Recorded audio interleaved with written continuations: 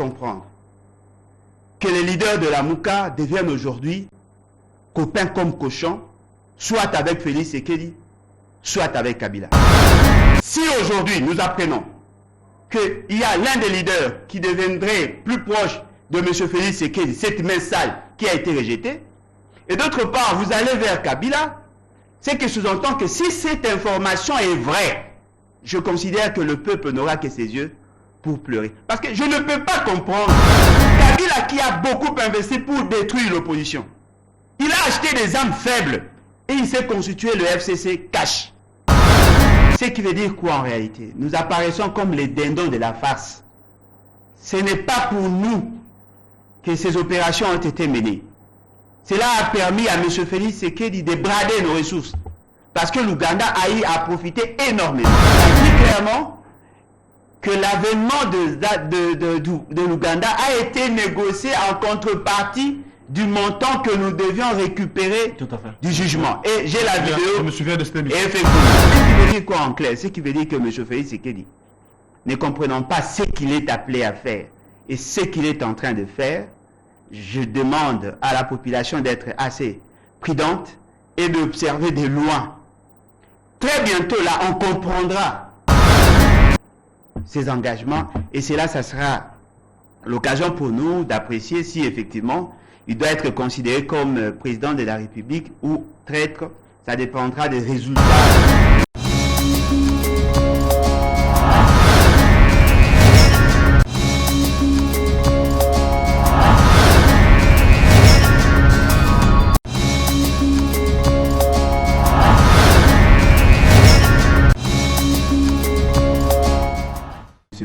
Je vous rappelle, il est proche également de la Mouka, c'est lui le tout premier évité. Le deuxième, c'est le député provincial de Kinshasa. Oui, Eric Bokula est de notre sur ces plateaux. Il est de l'UDPS ou proche de l'UDPS, je ne sais comment le dire, mais toujours dire que Eric, hier journaliste, aujourd'hui député provincial de Kinshasa pour le compte de l'UDPS. Merci d'être le nôtre ce matin. Merci et bonjour à la bonjour. Bonjour à vous, bonjour à mon co-débatteur. En tout cas, merci beaucoup pour l'opportunité. Alors, Eric Bokula, c'est un honneur de vous recevoir. Merci, merci en tout cas pour l'accueil, merci pour la considération. Salutations à mon co-débatteur, salutations à tous les téléspectateurs des TVS qui ne m'ont pas vu depuis un certain temps. Je ne me suis pas fait inviter, je ne sais pas pourquoi. Non, faut pas dire ça, monsieur le député. En tout cas, salutations à tout le monde. C'est toujours un plaisir de retrouver ces nombreux téléspectateurs, notamment de la diaspora, parce que TVS est vraiment suivi dans la diaspora. Alors, comme vous avez la parole, prenons la première question avec vous. L'état des sièges, l'insécurité à l'Est, l'armée ougandaise a annoncé son départ, s'il fallait dire, donc les retraits de troupes ougandaises, ça va se faire dans 2 semaines pratiquement, si seulement il n'y aura pas prorogation en termes de collaboration entre l'armée congolaise et ougandaise. Mais la présence de l'armée ougandaise, pendant 1 an déjà, il y a eu l'instauration ou encore la mise en place de l'état des sièges. Pensez-vous que c'était un pari gagné ou bien bon, c'était peut-être du remplissage? Non, évidemment que c'était un pari gagné. D'abord ici, j'aimerais saluer ceux qui parlaient de l'invasion, c'est-à-dire qu'il disait que finalement Félix Tshisekedi a vendu le pays aux Ougandais, on l'a traité de tous les mots. Et il faut préciser ici que l'armée ougandaise était ici dans le cadre d'une opération conjointe, évidemment qui s'est tenue concomitamment avec l'état des sièges, mais c'était une opération conjointe qui visait certains rebelles, notamment des rebelles ougandais, et tout ça, les ADF et tout ça. Et si aujourd'hui on nous donne une date, c'est que la mission a été atteinte. Il faut se préciser ici que l'Ouganda, l'armée ougandaise n'était pas ici évidemment pour mettre fin à l'insécurité à l'Est, pour en finir avec tous les groupes armés. Non. Ils étaient là particulièrement pour un certains groupes armés, notamment qui jusqu'ici sont toujours là, oui. Pas qui peuvent encore être là, mais en tout cas qui ont été affaiblis, leur capacité de frappe a été affaiblie. Et d'ailleurs, j'ai suivi même le gouverneur de Dituri qui précisait que actuellement les massacres sont plus perpétrés par les Codeco. Les ADF ont été vraiment affaiblis et je pense que c'était une bonne chose d'avoir collaboré avec... En quoi vous pouvez dire que c'est un pari gagné? Parce que l'insécurité continue. Ils sont pas, c'est ce que j'ai dit, ils ne sont pas venus pour mettre fin. L'armée ougandaise n'est pas venue pour mettre fin à l'insécurité. C'est ça que j'ai à préciser. Ils étaient venus pour combattre un certain groupe armé, qui est l'ADF et d'autres groupes. Donc ce n'est pas pour l'intérêt des Congolais que nous sommes, non? Non, mais attendez. Non, c'est pas comme ça que ça fonctionne dans les concerts des nations. Un pays ne peut pas venir, ne peut pas agir simplement pour votre intérêt. Rappelons-nous que si l'armée ougandaise avait s'ils avaient fait cette demande-là de collaboration, c'est notamment parce que les ADF, en tout cas les groupes armés ougandais là, avaient frappé aussi à Kampala. Alors ils avaient dès lors les mêmes intérêts que nous. Mais alors, avant de passer la parole à Nabolodjoa, Congolais que nous sommes, qu'est-ce que nous aurons bénéficié de cette coopération entre la l'ADF a été affaibli. Les ADF les ADF opèrent principalement en RDC, on est d'accord. Et d'ailleurs, on s'est toujours posé la question de savoir pourquoi ils opèrent en RDC alors que c'est un groupe supposé être ougandais. Donc, ils ont été affaiblis, mais ça nous profite à nous. Comment vous demandez la question de savoir qu'est-ce que ça nous profite? Ça nous profite énormément. Évidemment, ils ne sont pas venus pour finir nos problèmes. Ils sont venus pour nous aider dans un certain cadre qui allait aussi dans le sens de leurs intérêts. Ils ont appelé les ADF et voilà, ils sont partis. À nous de continuer là-bas. C'est d'abord notre bataille, c'est d'abord notre guerre, si je peux dire ça entre guillemets. Donc ils ont apporté leur pierre. Écoutez, aujourd'hui vous avez un problème, supposons, on ne le souhaite pas, aux Humatanga. Il te faut peut-être 10 000 $ pour organiser les obsèques. Mais si je vous donne 300 $, 400 $, j'ai contribué. Il ne faut pas attendre que je vous donne tous les 10 000 $. Donc ils ont fait ce qu'eux pouvaient faire et ils repartent. Et à nous de continuer la lutte. Merci beaucoup. Alain Bolodjoa, vous avez la parole. La situation de l'Est, je sais que ça vous préoccupe en tant que compatriote, bien évidemment. L'armée ougandaise va se retirer à l'Est, sauf imprévu. Mais du moins, le délai est de 2 semaines, à en croire le porte-parole de l'armée ougandaise, sauf s'il y aura prorogation, comme j'ai dit un peu. Mais pensez-vous que cette opération conjointe ou commune, c'était avantageuse pour nous qui sommes Congolais? Bon, je n'ai pas le même paramètre d'appréciation, mais je me pose justement des questions. La première des questions que je me pose, pourquoi maintenant on nous parle du retrait alors que l'entrée ne nous a pas été communiquée officiellement? Et je me souviendrai toujours de la bourde de celui qui fait office du ministre en charge de médias, porte-parole du gouvernement, qui a semblé départ maîtriser le dossier au départ, et il eût fallu que la presse insista sur les informations justement pour que lui puisse revoir sa communication par la suite. Qu'est-ce qui a justifié la présence de l'Ouganda au-delà du fait qu'il y aurait attentat au niveau de Kampala? Comment cela a été conçu? Qui ont négocié cette question? Quelles sont les autres institutions en dehors de la personne de Félix Tshisekedi qui étaient informées par rapport à ce qui devait se faire? Quel était le plan opérationnel? Qui a pris en charge le frais des opérations? Qu'est-ce que nous devons à l'Ouganda par la suite? Ce sont des questions qui demandent à ce que l'on nous accorde, que l'on donne des réponses. Parce que nous risquons de mal apprécier quelque chose, soit qui était bien négocié, soit mal négocié. Au finish, nous risquons de faire comme nos amis de l'UDPS. Qu'il faille que l'on nous dise effectivement qu'il y a eu un problème, et on n'avait pas de choix que de faire recours à l'Ouganda, et voilà les résultats. Parce que lorsqu'on nous dit que les ADF, que l'on considère déjà à tort comme des rebelles, qu'ils sont fragilisés, oui, ils sont fragilisés, mais quelle est leur capacité de résilience? Parce que vous pouvez le fragiliser aujourd'hui, ils peuvent se requinquer même après 3 mois ou 6 mois. Ce n'est pas la première fois que les ADF soient attaqués. Aujourd'hui, nous voyons ce qu'on nous dit, parce que ce n'est pas l'information que j'ai. Je constate que dans la partie Est, l'État congolais n'a pas assez de maîtrise de la question sécuritaire. Les 2 gouverneurs qui ont été nommés n'ont pas le moyen de leur politique. Je constate que M. Félix Tshisekedi n'en fait pas une question principale pour l'État. Il est préoccupé à tout sauf à ça. Je constate qu'il y a un problème d'effectifs et de moyens au niveau du gouvernement central.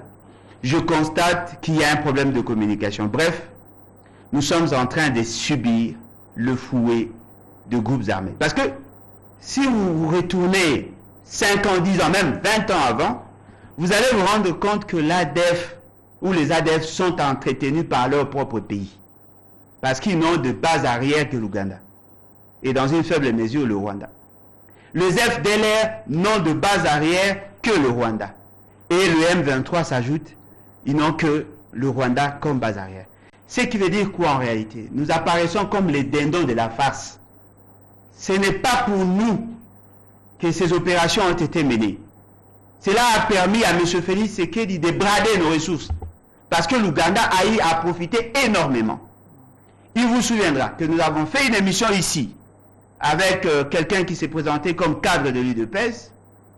Il a dit clairement que l'avènement de l'Ouganda a été négocié en contrepartie du montant que nous devions récupérer du jugement. Et j'ai la vidéo. Je me souviens de cette émission. Effectivement. Ce qui veut dire quoi en clair? Ce qui veut dire que M. Félix Tshisekedi, ne comprenant pas ce qu'il est appelé à faire et ce qu'il est en train de faire, je demande à la population d'être assez prudente et d'observer de loin.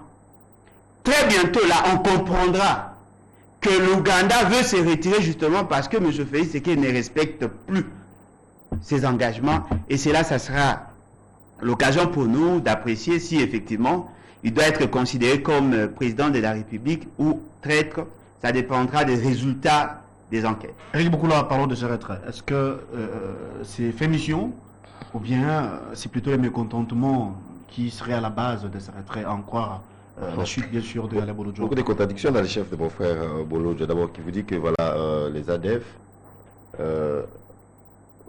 non, on compare à l'Ouganda, mais il reconnaît quand même que les mêmes ADF viennent d'être affaiblis par l'Ouganda. On accepte que vous avez dit ça. Vous avez dit affaiblis, mais quelle est leur capacité de résilience? C'est ce que vous avez dit. Donc vous avez reconnu que les ADF sont affaiblis par les mêmes parrains qui... Donc contradiction. Et encore, ici, M. Bolodjo était parmi les chantres, était parmi ceux qui nous disaient ici que ben voilà, Félix Tshisekedi a cédé les pays aux étrangers en permettant à l'armée ougandaise d'être ici. Maintenant qu'ils arrivent fin mission, encore, ça devient un problème. Oh, ils sont fin mission parce qu'il n'a pas respecté les accords. Quels accords? Je suis d'accord avec vous. Il y a des détails qu'on doit rendre publics, quoique c'est une question sécuritaire. Mais il y a des détails peut-être qu'on peut rendre publics. Mais n'empêche, même si il arrivait que, voilà, il fallait le faire en contrepartie des 10 milliards de dollars, ce qui est faux, si c'est un cas de l'UDPS qui a dit ça, je pense qu'il s'est trompé, parce que, d'abord, l'Ouganda n'a pas encore accepté de payer cet argent-là. Le jugement est en notre faveur, mais l'Ouganda n'a pas encore accepté. Mais même si ça devait se faire de la sorte, ça sera une question de contrepartie pour voir, voilà, combien il faut, combien on va réduire de la dette. Il n'y a aucun mal, parce que, évidemment, les opérations militaires comme ça, c'est de l'argent. C'est sur notre sol, ce sont des compatriotes congolais qui sont sauvés en affaiblissant les ADF, quoique l'Ouganda en a profité. Donc beaucoup de contradictions dans les chefs de nos frères. À l'entame de son intervention, il y a eu beaucoup de questionnements. Il a dit l'opération, c'était basé sur quoi? Non, c'était clair. Moi, je suis d'accord avec lui. Je suis d'accord avec lui qu'il y a des détails qu'on pourrait rendre public, pas aujourd'hui. Et même, je rentre même au début de son intervention, il essayait de faire croire que le ministre des médias, le ministre porte-parole du gouvernement avait menti, or qu'il n'avait pas menti. Mentir, mais pas dire la vérité, ce n'est pas mentir. Les opérations devaient commencer le lendemain et lui tenait sa conférence un certain jour.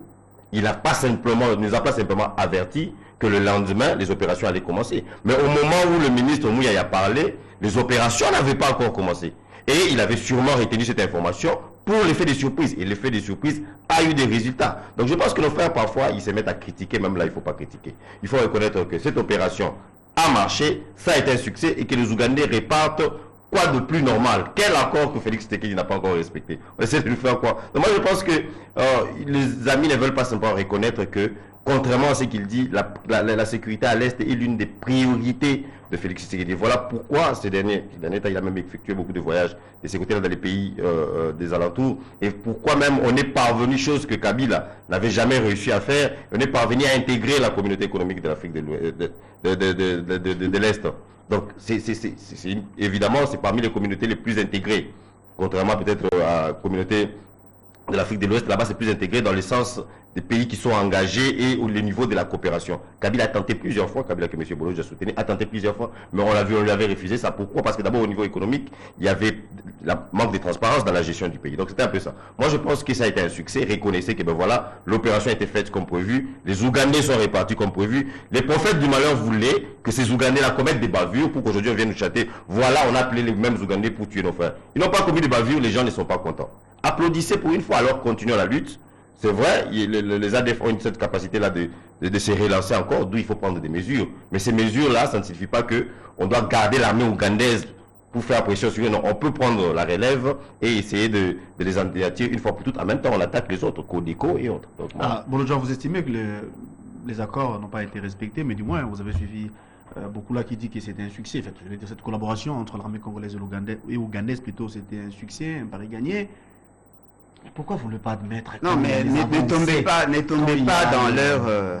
Non, moi je vous pose... Non, mais effectivement, mais la question ne doit pas relayer... bon, je voulais parler en termes de leur manière à réfléchir, voyez-vous, pour ne pas être trop dur. Cher ami, ceux qui m'ont suivi, je n'ai jamais dit que M. Félix Tshisekedi avait signé, il n'avait pas respecté un accord. vous venez de le dire ici. Non, c'était un questionnement.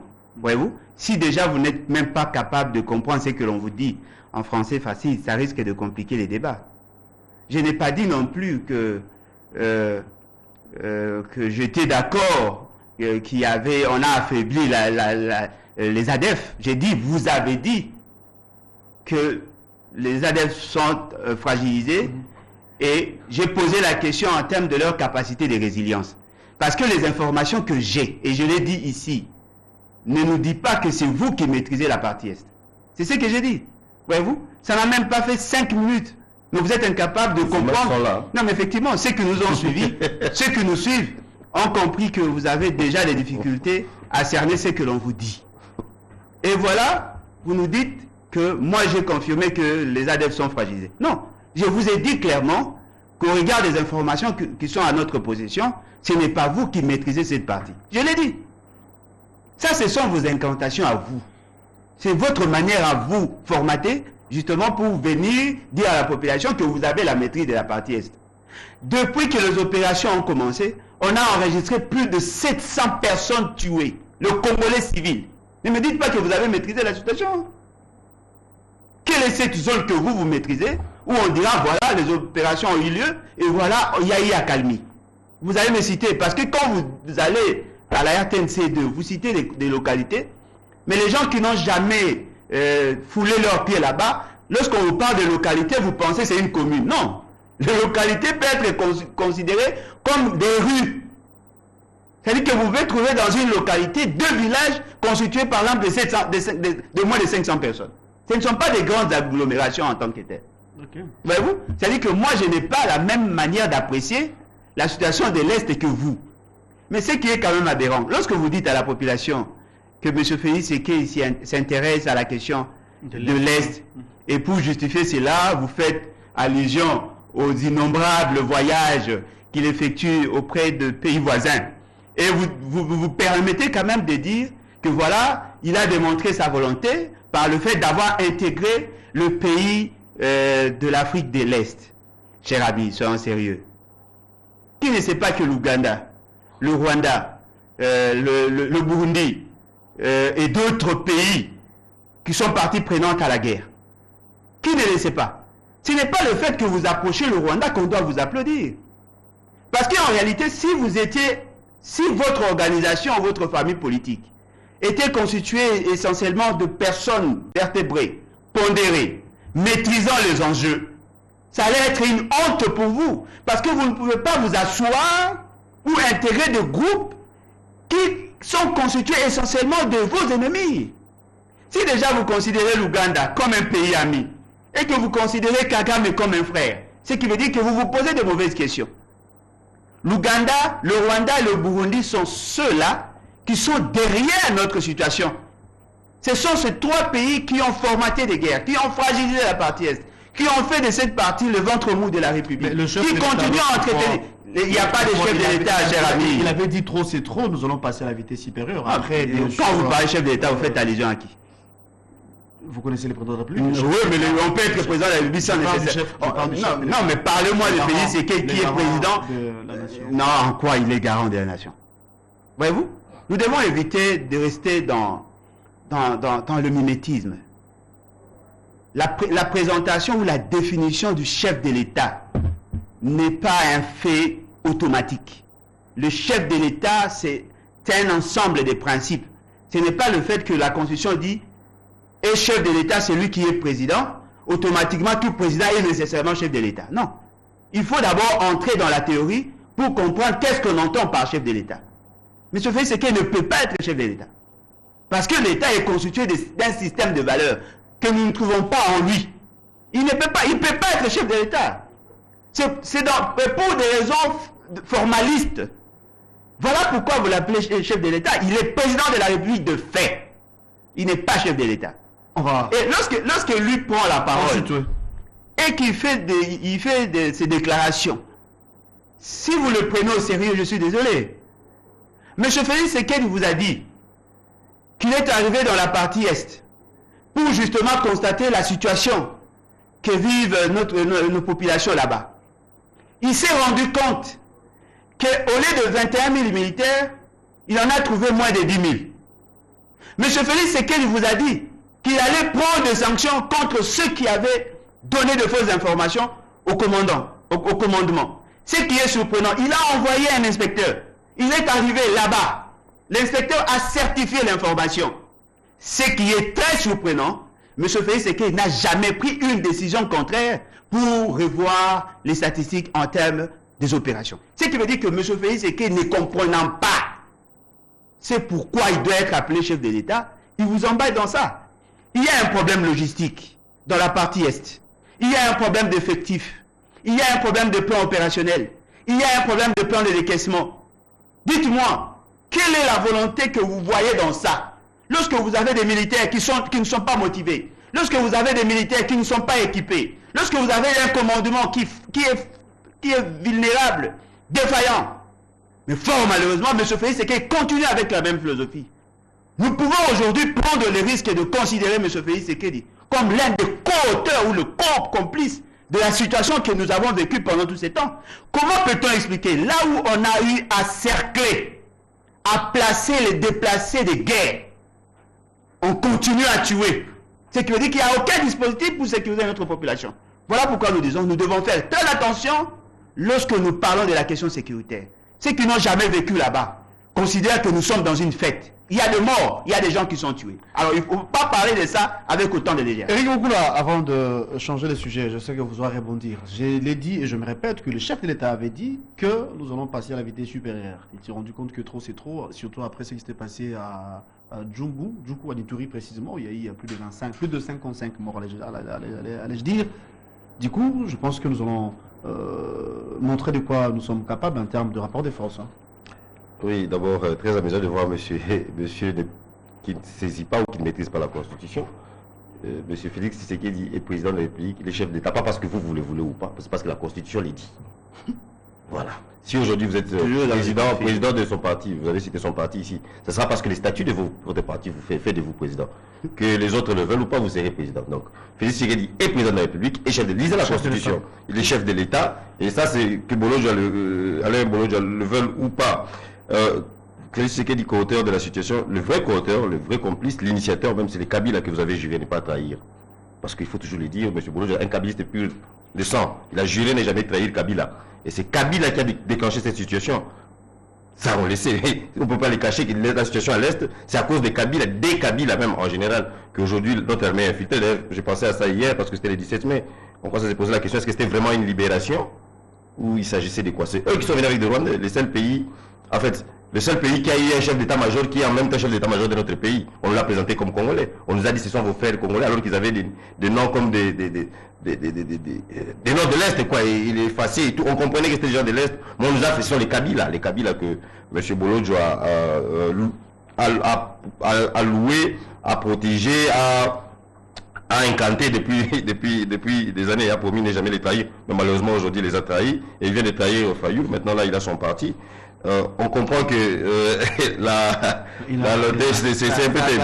Alors, il dit, quoi qu'il a essayé de nier, M. Bolodjo l'a dit, les images sont là. Il a dit que vous étiez le peuple témoin, congolais témoin, soyons vigilants dans les jours à venir, vous verrez qu'il n'a pas respecté les accords avec l'Ouganda. Il a dit ça ici. Alors qu'il dit qu'on ne nous a même pas publié ces accords, on ne sait pas qui se sont entendus, qui doit payer, tout ça. Maintenant, quels accords là que Félix aura trahi? Alors que vous ne savez même pas de quel accord il s'agit. Ce sont les mêmes personnes qui nous ont amené cette histoire de FCCK à l'époque qui disaient que non, voilà, si Félix Tshisekedi, parce qu'il essaie de refuser le fait que Félix Tshisekedi, il a été élu. Il a été élu. Vous aviez dit qu'il est président parce qu'il y avait des accords avec Kabila. Jusqu'aujourd'hui, on n'a jamais vu ces accords. De l'amalgame dans les chefs de mon frère qui parle des 700 morts depuis que l'armée ougandaise est venue et tout ça. Il ne faut pas confondre les choses. L'armée ougandaise n'est pas venue. Depuis l'instauration de l'état de siège. Depuis l'instauration de l'état de siège, c'est 3000. Voilà, Attention à la statistique. Et ce qu'il ne comprend pas, c'est quoi? C'est que l'armée ougandaise n'est pas venue pour combattre les Codeco. L'armée ougandaise n'est pas venue pour combattre les FDLR. L'armée ougandaise est venue pour combattre les ADF Nalou. Donc, il y a des morts, oui. Les Codeco continuent de tuer. Codeco sont des groupes congolais d'ailleurs. Eux sont venus pour une mission spéciale et ils sont répartis. Alors, posez-vous la question, où opérer les ADF? Aujourd'hui, les tueries, s'il y en a toujours, c'est vers l'Ituri. Mais où opérer les ADF? Les ADF ne opèrent pas au Ituri. Les ADF, c'est au nord Kivu. Voilà. Donc, monsieur n'a pas compris cette nuance-là. Alors, il faut comprendre ceci. La solution à l'Est, quand on nous dit que, ben voilà, il est allé se plonger dans un groupe, Félix Tshisekedi est allé plonger le pays dans un groupe, il parle de la communauté des États de l'Est, dans un groupe de gens qui sont en train d'agresser le pays. Il faut comprendre ce que la solution à l'Est, ce n'est pas seulement militaire. La solution n'est pas seulement militaire. C'était une solution militaire, on y aurait mis fin depuis longtemps. Ça a beaucoup de branches, ça a beaucoup de ramifications. La solution est aussi, le problème est aussi au niveau économique. D'ailleurs, ce qui se passe, c'est que la plupart de ces groupes armés sont en train d'exploiter illégalement notre sous-sol. Alors, il faut trouver un mécanisme, un moyen de mettre fin à tout cela. D'où l'une des solutions qui est d'intégrer ces groupes-là. Aujourd'hui, un exemple que je donne qui, quoique un peu complexe, c'est par exemple la Russie et l'Ukraine. Parmi les raisons de la guerre, c'est tout justement parce que l'Ukraine voulait adhérer à l'OTAN. Donc, mettre fin à la guerre, ça ne sera pas forcément de renforcer les capacités militaires de l'Ukraine. Non, ça sera aussi dialoguer avec la Russie, faire comprendre à la Russie les enjeux, ou peut-être même dire carrément que, et c'est pour ça même que l'Occident, j'avais entendu le président américain dire ça, que, en tout cas, l'Ukraine n'intégrera pas pour l'instant l'OTAN. C'est pourquoi? C'est pour apaiser les choses. Donc, la solution n'est pas seulement militaire, elle est économique, on doit y aller avec de la diplomatie. C'est une situation très complexe. Donc moi je pense que nos frères doivent comprendre et simplement reconnaître, ça ne tue pas. Je crois que je sais que de l'autre côté, on critique tout. Quand on fait une chose, on critique, on fait l'autre, on critique. Vous verrez que les mêmes personnes aujourd'hui sont en train de critiquer l'état de siège. Quand on mettra fin à l'état de siège, ils vont critiquer pourquoi on a mis fin à l'état de siège. Donc c'est un peu comme ça, c'est l'opposition qu'on a aujourd'hui. Une opposition sans position, une opposition sans proposition. Donc voilà. Donc je pense que la situation actuelle à l'Est s'améliore, quoique les morts, il y en a encore, il faut intensifier. C'est ça que le chef de l'État essaie de dire. On doit passer à la vitesse supérieure, parce que les gens meurent toujours. Mais petit à petit, on a train de résoudre ces situations. Une situation qu'il a héritée depuis 20 ans. Depuis 20 ans. C'est une nébuleuse là-bas à l'Est. Moi je pense que le chef de l'État est dans la bonne voie et il a déployé non seulement les moyens physique, militaire et tout ça, mais aussi les moyens politiques pour mettre fin à cette situation. Alors, Alain Blongeon, je sais que vous aurez réagi par rapport à l'intervention de Éric Boukoula, mais nous allons prendre une autre question. Ça va plus vous concerner, mais vous allez mettre votre point de vue. Comment le nouveau titre à sa une, avec ce nouveau approchement en solo, Martin Fayulu trahit Lamouka. Qui trahit qui? Mais du moins un nouvel élan s'est retiré du bloc patriotique. D'après Nouvel Élan, bien sûr, c'est un monstre à plusieurs têtes. Le porte-parole de ce parti politique d'ancien Premier ministre Adolphe Moussoutou dit clairement qu'on ne peut pas se mettre ensemble avec ceux-là qui hier avaient trahi ou encore détruit volontairement les Congos. Que peut-on nous comprendre? Vous êtes proche de la Mouka et voilà pourquoi je vous pose en premier cette question. Chers amis, je crois que tous ceux qui nous suivent ont probablement constaté la vacuité des pensées qui caractérisent notre ami, justement parce qu'il vient au plateau pour défendre un individu. Voyez-vous? Je vous demanderai de lire. Il y a beaucoup de doctrinaires qui ont fait un distinguo entre le président de la République et les chefs de l'État. Allez-y lire si vous avez le temps. Parce que je sais que dans l'UDPS, et très souvent, vous n'avez pas besoin de vos cerveaux, mais allez lire. Vous allez comprendre que le chef de l'État n'est pas seulement textuel, c'est tout un ensemble de principes, un ensemble de disciplines. Ce n'est pas dans toutes les républiques que vous trouvez la personne qui assume la fonction du président de la République est nécessairement chef de l'État. Il y a des endroits où vous trouvez le président de la République n'est pas chef de l'État. Il y a une autre autorité quelque part qui assume la fonction du chef de l'État. Le chef de l'État, c'est l'autorité morale de la société. C'est lui qui incarne les valeurs défendues par la République. Aujourd'hui, nous avons des questionnements sur l'authenticité du diplôme de M. Félix Tshisekedi. Il ne peut pas être chef de l'État. Soyons sérieux. Ce qui veut dire que si vous, déjà là, vous n'avez pas, vous ne comprenez pas la définition, la différence qu'il y a entre chef de l'État et président de la République, vous êtes perdu. Il dit encore que la confusion est de notre côté. Moi qui aurais soutenu M. Kabila hier, donc pour lui, je n'ai plus droit au chapitre, je n'ai plus droit de critiquer M. Félix Tshisekedi. Mais le 24 janvier 2019, qui a encensé M. Kabila devant le public, n'est-ce pas M. Félix Tshisekedi? Et lorsque vous parlez de l'entrée de l'AFDEL avec la présence rwandaise, apparemment vous n'étiez pas là, mais je vais vous aider à comprendre ce qui s'était passé. Etienne Tshisekedi a été recruté avant tout le monde. En 1990, Etienne Tshisekedi était déjà recruté justement pour préparer les terrains pour l'avènement de l'AFDEL. L'opération Liti Timboka, M. Félix Tshisekedi était derrière. C'est à cause de ça que nous sommes sous embargo. C'est votre leader. Si seulement vous êtes de l'UDPS, si vous êtes réellement de l'UDPS. Parce que votre chef direct, c'est lui qui fait office aujourd'hui du vice-gouverneur, était membre du PPRD. Il est cofondateur du PPRD. Et en 1990, lorsqu'il y a eu embargo, Etienne Tshisekedi, 90-91, Etienne Tshisekedi était là. Etienne Tshisekedi était utilisé justement pour désarticuler l'économie avec le pillage de 91-93. En 1996, Etienne Tshisekedi, c'était le tout premier politicien à avoir soutenu l'avènement de l'AFDEL en faisant une déclaration à la RFI. Les gens ont suivi. En 1997, il a envoyé le chargé de mission, Olengankoy Joseph, pour aller accueillir l'AFDEL. À Lubumbashi, les vidéos existent. Ici, l'AFDEL arrivée à Kinshasa, la quasi-majorité de gouverneurs était proposée par l'UDPS. En 1998, Kamé est encore vivant. Vous, l'UDPS, vous avez signé un accord avec Kagame, justement pour soutenir leur idée de renverser Laurent Désiré Kabila. Et ce qui est très grave, lorsque nous sommes allés à San City, c'est vous qui avez signé des accords avec le RCD. Si vous ne savez pas, l'armée a été officiellement infiltrée à cause de vous. Parce que Laurent Désiré Kabila, ayant pris conscience de ce qu'il avait fait, il avait chassé tous les Rwandais. C'est à cause de vous que Kagame Roubero est devenu Congolais. C'est à cause de vous. Kabila, Bemba ont signé l'accord de cascade. Ils ont exclu tous les Rwandais. C'est à cause de votre cupidité. Vous, l'UDPS, c'est à cause de vous qu'il y a eu brassage, mixage. On a changé même les dispositions de la Constitution relatives à la nationalité. C'est à cause de vous. Ceux qui ne vous connaissent pas pensent que vous êtes sérieux. Alors qu'en réalité, vous êtes parmi ceux qui ont floué, ceux qui ont clochardisé l'administration publique, ceux qui ont mis le pays en position de fragilité. Et donc, je considère que vous devez apprendre à vous taire. Il va vous rencontrer sur Vous devez apprendre à vous taire. Il ne connaît pas l'histoire. Revenons à la question en rapport avec la Mouka, avec ce nouveau rapprochement. Moi, je crois, Martin Fayulu trahit la Mouka. Je ne pense pas que Martin Fayulu a trahi la Mouka. Je ne pense pas que nous sommes arrivés jusque-là.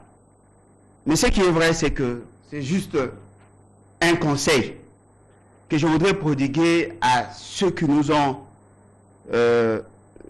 démontré que c'était possible de faire la politique sans se tremper dans le magouille comme ça a été fait avec Félix Tshisekedi et Kabila. Je ne peux pas, moi, comprendre que les leaders de la Mouka deviennent aujourd'hui copains comme cochons, soit avec Félix Tshisekedi, soit avec Kabila. Parce que la Mouka a été d'abord créée comme plateforme électorale. Et nous savons tous qu'ils avaient effectivement l'intention d'amener les changements. Mais la Mouka s'est muée en plateforme politique. Et la leitmotiv était justement le fait d'avoir été victime de la forfaiture électorale. Et dans la forfaiture électorale, il y avait deux acteurs majeurs. Il y avait Kabila, il y avait M. Félix Tshisekedi. Ce qui veut dire quoi? S'il n'y avait pas de forfaiture électorale, la Mouka n'allait pas se constituer en résistant. Si aujourd'hui nous apprenons qu'il y a l'un des leaders qui deviendrait plus proche de M. Félix Tshisekedi, cette main sale qui a été rejetée, et d'autre part vous allez vers Kabila, c'est que sous-entend que si cette information est vraie, je considère que le peuple n'aura que ses yeux pour pleurer. Parce que je ne peux pas comprendre Kabila qui a beaucoup investi pour détruire l'opposition. Il a acheté des armes faibles et il s'est constitué le FCC cash. Il a compris qu'il y avait un noyau dur qui était resté. Il a scindé la Mouka. Bemba, Moïse Katumbi et les autres ont été achetés, sont tous partis. Et le peuple n'avait que deux éléments qui jouaient pratiquement le rôle de garde-fou. Si Kabila arrivait aujourd'hui à diviser les deux personnalités, je crois que la population aura toutes les raisons de ne plus croire à la classe politique. Comment pouvez-vous expliquer un journal écrit que M. Fayoulou serait emporté par M. Kabila? Ça, c'est de la corruption. Comment pouvez-vous expliquer que les gens nous disent, non, voilà, M. Mouzoutou serait rapproché par M. Félix Tshisekedi? Non, vous n'avez pas le droit, si cela est vrai, vous n'avez pas le droit d'approcher ces deux personnalités. Ce que nous devons tous rechercher, c'est de connaître le numéro de la tombe politique de M. Félix Tshisekedi et de M. Kabila. Parce que ce sont les deux personnalités qui ont détourné la volonté du peuple. Et donc je crois que, n'ayant pas beaucoup d'éléments sur ça, je crois que cela va demander beaucoup de prudence. Et j'espère qu'ils ne vont pas faire comme M. Félix Tshisekedi l'avait fait pour le chop-chop, pour les tapis rouges. Il a vendu l'âme de son parti. La Mouka doit survivre parce que la Mouka, c'est d'abord le peuple. Éric Bokula, je vous reviens. En politique, il y a tous les coups sont permis, comme on dit. 2023 en perspective. Dans les camps, la Mouka, apparemment, le torchon brûle. Il y a l'ébullition sur le fallait dire. Déjà, Nouveau Congo titre à sa une que avec ce nouveau rapprochement en solo, Martin Fayoulou trahit la Mouka. De l'autre côté, Nouvel Élan, officiellement, ils se sont retirés de ces blocs patriotiques. Comment c'est avantageux pour vous, hein? C'est déjà avant de parler du bloc la voie est aquatique, libre pour l'UDPS. Avant de parler du bloc aquatique, je vais essayer de recadrer ou peut-être souligner certains mensonges d'ici sur ce plateau, de messieurs qui ne maîtrisent pas les textes. Tout ça, article 69 de notre Constitution. Le président de la République est le chef de l'État. Il y a des pays où le chef de l'État n'est pas... On parle du Congo. Article 69, lisez. Il faut apprendre à lire, M. Bolodjoa. Le président de la République est le chef de l'État. Article 69 de notre Constitution. Je vous dis non, Félix Tshisekedi est président, mais il n'est pas chef de l'État. C'est constitutionnel. Donc apprenez à lire le texte avant de vous lancer dans des débats comme ça. Il faut vraiment apprendre. C'est constitutionnel. Ici, on nous a déballé des mensonges, des incantations. Je ne sais pas, on ramasse ça d'où. Vraiment, des opposants d'aujourd'hui ont un problème. Vous dites que d'abord, c'est un gros mensonge. Quand Kabila a commencé sa rébellion, il avait déjà des Rwandais avec lui. Quand il est entré à RDC, il était entré avec des Rwandais. Et c'est Étienne Tshisekedi qui a lancé la phrase « Il faut libérer le libérateur ». À l'époque, je sais que vous n'étiez pas encore conscient peut-être, mais il a dit ça. Il faut libérer le libérateur. Il a fait comprendre à Kabila, le père, que ceux qui étaient là, en fait, il a fait comprendre à la population que Kabila était prisonnier de Rwandais. C'est lui qui a dénoncé ça, et c'est comme ça qu'on l'a envoyé au village. À l'époque, vous n'étiez pas conscient de beaucoup de choses que vous ne saviez pas. Oui, mon titulaire ou mon chef, comme vous l'avez appelé, l'honorable, l'excellent Gekoko Moulumba. En quoi est-il excellent? Vous avez appelez-les de la même façon. Votre type là, de la même façon, je vous en prie. Il a agité, vous voyez quand les arguments, il y a les arguments, il y en a plus, c'est comme ça qu'on réagit. De la même façon qu'il ne sait pas que le chef de l'État RDC, c'est aussi le président de la République, et voilà, il ne sait pas pourquoi on l'appelle excellence. Apprenez à lire. Il a quitté le PPD, cofondateur du PPD, oui, mais il a eu au moins ce courage de quitter le PPD quand le lait et le miel coulaient encore. Parce qu'il était contre tout justement M. Mouzito que vous soutenez aujourd'hui. Que vous avez soutenu, vous venez de tourner même Kazakh contre eux. Mais vous avez attendu, alors que vous criez chaque jour, matin, soir, que non, moi je vais mourir pour Kabila. Quand Kabila n'est plus au pouvoir, il a tourné. Il est venu chez Martin Fayoulou et chez Lamouka, chez Mouzito. Et aujourd'hui, monsieur vient avec son propre parti politique. Vous voyez un peu la classe politique montante. Et c'est avec des gens comme ça qu'on doit devoir composer. Moi, je pense qu'il faut vraiment exorciser les politiques congolais. Surtout quand on fait la politique pour le ventre, ça donne ça. On cherche ici. Et avant de faire son parti, il avait fait un autre parti. Là. Il avait intégré notre parti avec le confrère Jean-Louis France. Ils ont fait un parti là, j'avais vu la déclaration officielle, il était là. Un parti. Après, il paraît, après, il s'invitait et tout ça, il a quitté. Mais comment on peut être aussi versatile, aussi... En tout cas, je crois que les Congolais eux-mêmes ont compris que s'il faut parler de politique, s'il faut parler de valeurs, M. Bolodja, vous n'incarnez aucune valeur. Vous êtes en tout cas de la queue de la classe politique. Cette qualité-là ou cette race-là que nous essayons d'écarter, vous êtes de cette race-là. Mais cette histoire du bloc aquatique, c'était clair. C'est la politique du ventre, je continue dans la même logique. M. Martin Fayoulou, déjà que son financier est parti, Mouzito, il essaye même de se rattacher à Matata Pogno. Le même Matata Pogno qu'il avait accusé de tout le monde, il a dit que Matata devait être arrêté, il a parlé du truc de Boukangalos, il a exigé au nom du peuple congolais, c'est pas qui lui permet de parler au nom du peuple congolais. Au nom du peuple congolais, je demande la vérité sur l'histoire de Boukangalos. Aujourd'hui, il est avec Matata Pogno. Pourquoi? Parce que c'est une question d'argent. C'est M. Mouzito qui finançait la Mouka. Maintenant, il n'est plus là. Ça devient un problème. Ce n'est pas ce que Mouzito a dit. Mouzito continue d'être à la Mouka. Ça, c'est une façon de le dire. Vous avez vu combien de voyages, combien de déplacements Martin Fayoulou a fait? Vous avez vu Mouzito à l'intérieur? Et Mouzito a été clair. Mais là, ce qui est amusant, c'est que c'est le même Mouzito qui avait travaillé avec Kabila, qui ne veut pas que Martin Fayoulou aille chez Kabila. Donc vous voyez un peu les genres d'opposants qu'on a. Moi, je pense que ça ne fait que ressortir aux yeux du peuple congolais. Vous avez vu d'ailleurs hein, les sit-ins qu'ils avaient, parce qu'ils aiment parler au nom du peuple. Ils ont organisé un sit-in, malheureusement, par manque de stratégie politique. Devant le palais du peuple. Devant le palais du peuple. Ils ont choisi un jour où le député le plus populaire de Kinshasa était en train de se faire élire vice-gouverneur. Résultat, on a volé la vedette et Jekoko Mouroumba, élu, a fait la marche improvisée depuis l'Assemblée provinciale de Kinshasa jusqu'à Kingabo à pied et toute la population était là. Et nos amis là au sit-in, on n'avait que 5-10 personnes, les images sont là. Donc, c'est pour vous dire que le peuple n'est pas avec eux. M. Martin Fayoulou est en quête d'argent. Opposition, ils n'ont pas si. Quand vous voyez parfois des réactions épidermiques de mon ami Presse Peng, vous comprenez que c'est un problème d'argent. Aujourd'hui, lui, face à face avec Kabange Numbi, l'ancien ministre, voilà, donc il cherche l'argent. De son côté, Mouzito essaye de se laver. Maintenant, ce qui se passera, c'est qu'il y aura une vraie guerre de leadership au niveau du Grand Bandundu. Et comme résultat, c'est Félix qui va gagner une fois de plus. Parce que le Grand Bandundu, finalement, est scindé. C'est ce qui était supposé être leur base naturelle. Et c'est Félix qui... Donc, tout se dessine déjà. Pendant que de l'autre côté, on essaie de se battre. Donc, vous pensez que la voie serait libre La voie est libre. Aujourd'hui, quand on commence à vous créer des réconciliations hypocrites au niveau du Grand Katanga, tout ça, c'est pourquoi? Parce qu'ils savent que 2023, c'est un coup, une flamme. Félix Tshisekedi va remporter l'histoire. Donc, une opposition en perte de position qui commence maintenant à chercher même des négociations. Ils ne veulent pas des élections.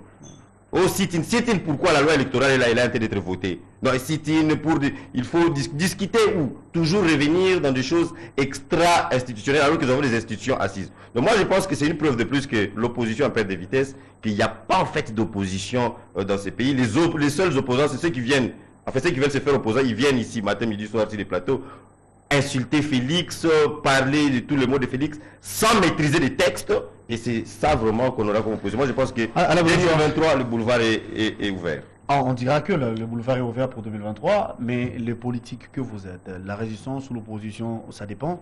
Est-ce qu'on peut encore faire foi? Est-ce que la population peut compter sur vous? 2023, vous avez dit que vous allez faire de votre mieux pour faire partir Félix Tshisekedi du pouvoir. Mais vu ce qui se passe, au regard de cette configuration, je voulais dire, vu cette tension qui sévit au sein de l'opposition, pour ne pas dire forcément la Mouka, est-ce qu'on peut faire foi? Bon, par moment, j'ai pitié de la population quinoise de manière singulière. Parce que nous tous nous connaissons Jekoko Mouroumba.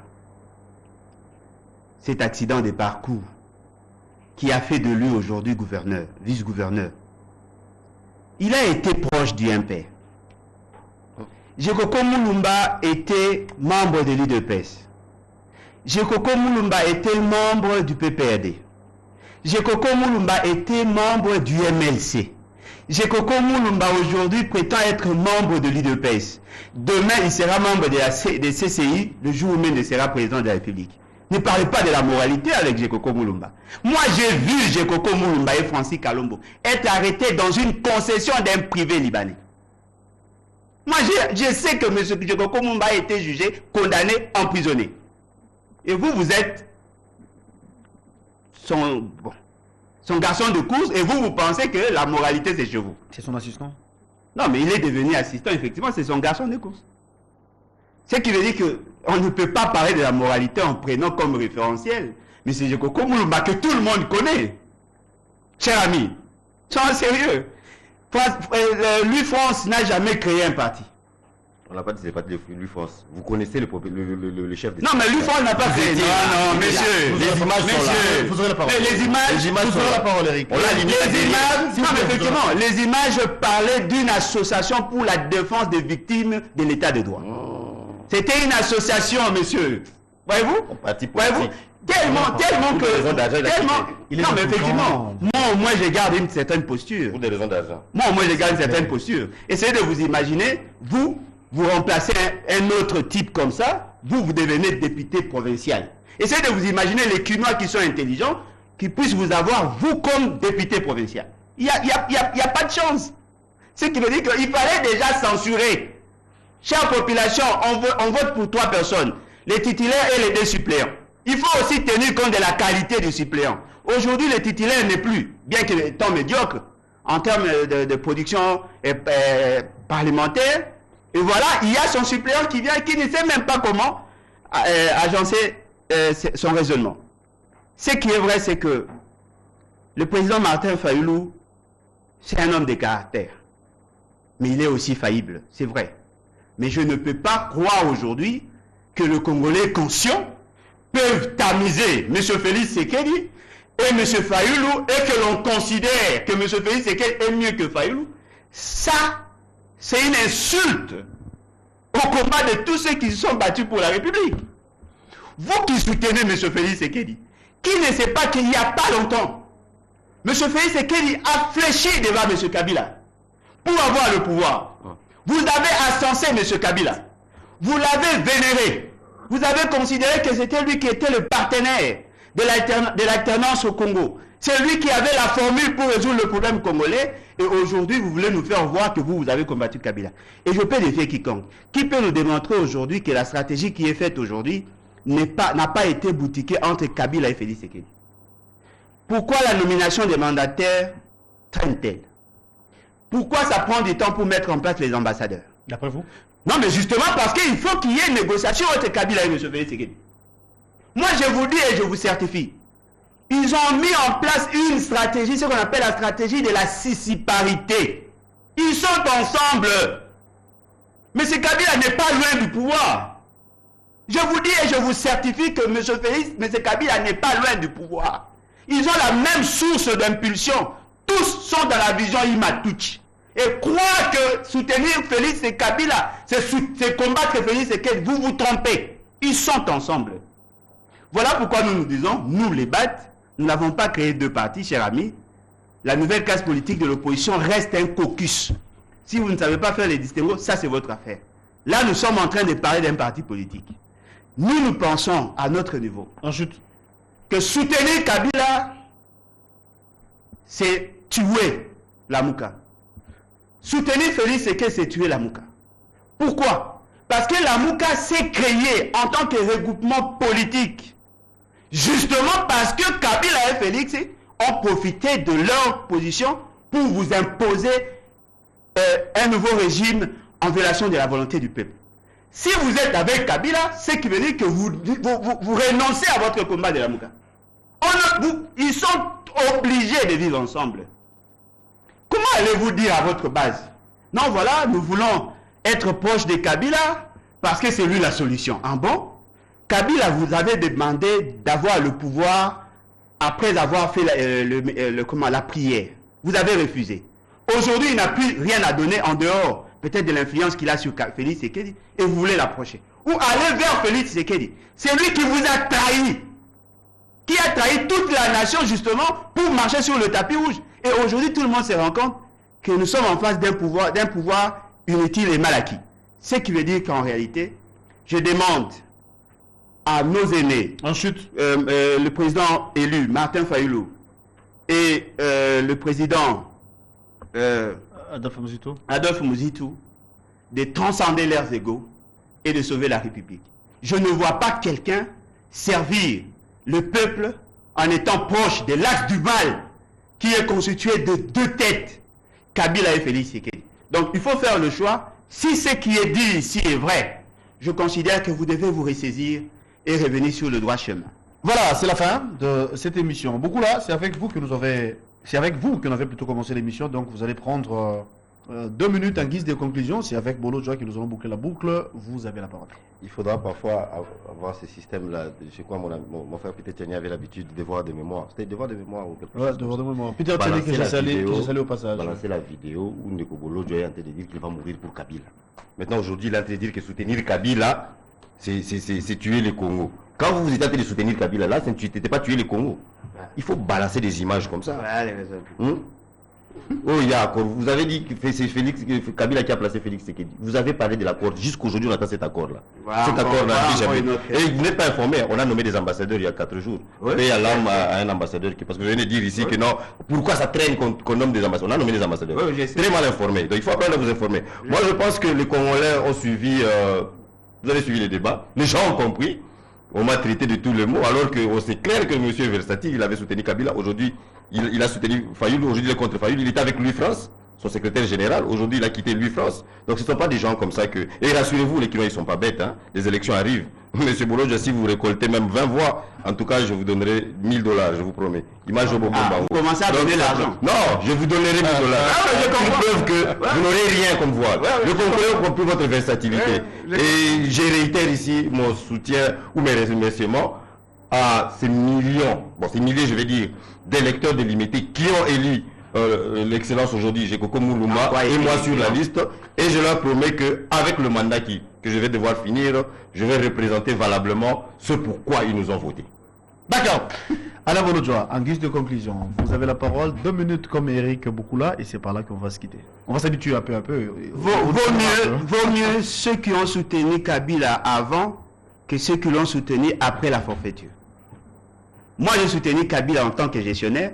Vous l'avez soutenu en tant que quelqu'un qui a désorienté la volonté du peuple.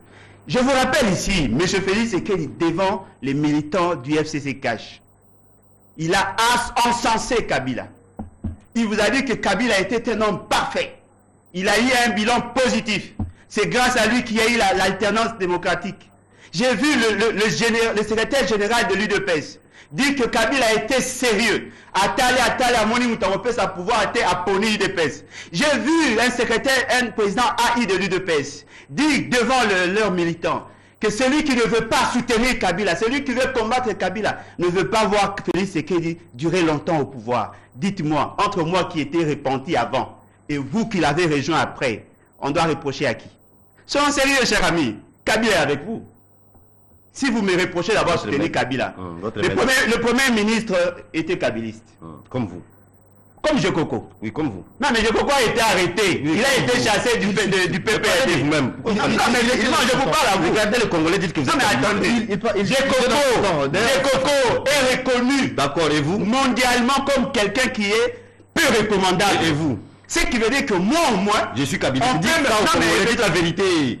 Je suis kabiliste, regardez la télé, je suis kabiliste. Sincèrement, je suis désolé. Non, pas je suis désolé, si c'est ça le choix, si c'est ça le choix de mes frères de Kingaboa, si c'est ça votre représentation, je suis désolé. Voyez-vous, vous avez droit à la qualité.